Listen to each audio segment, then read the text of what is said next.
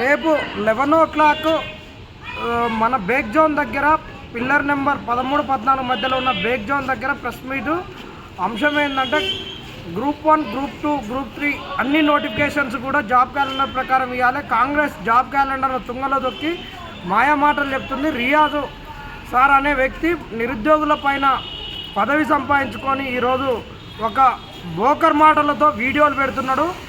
Notifications రావాలని నిరుద్యోగుల తరపున గ్రూప్ 1 అభ్యర్థుల తరపున మాట్లాడినటువంటి పాడి కౌశిక్ రెడ్డిని మీద SC ST అట్రాసిటీ కేసు పెట్టినందుకు కూడా దాన్ని వ్యతిరేకిస్తూ ప్రెస్ మీట్ కూడా ఉంది. రావాలి.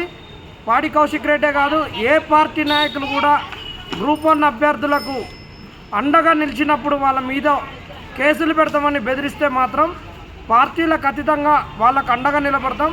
ఎందుకంటే వాళ్ళు మాకు అండగా నిలబడ్డందుకు వాళ్ళ మీద కేసులు పెడితే చూస్తూ నిరుద్యోగులు ఊరుకోరు. నిరుద్యోగుల వల్లనే కాంగ్రెస్ వచ్చింది. తస్మత్ జాగ్రత్త.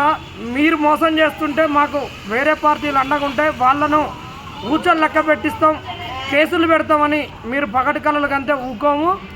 జూన్లో జరిగే స్థానిక సంస్థలలో ఈ కాంగ్రెస్ను ఏ విధంగా ఓడగొట్టాలని కూడా వచ్చే ఒక వారంలో కార్యాచరణను రచిద్దాం.